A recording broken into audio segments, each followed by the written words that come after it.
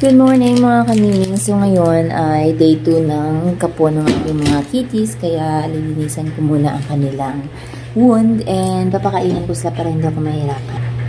Ayan. So dito ko sila papakainin. Ayan sila. Diba? So habang kumakain, kailangan kong linisan yung kanilang wound and spray-sprayan ko lang. Siyempre tatanggalin ko yung kanilang collar kasi para makakain sila.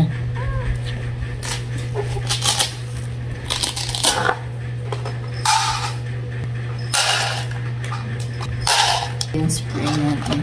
Yan ko lang yung wipes.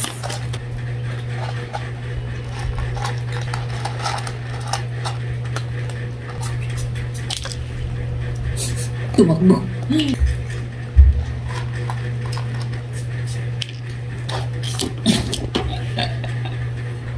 Nagulat sila sa lamig.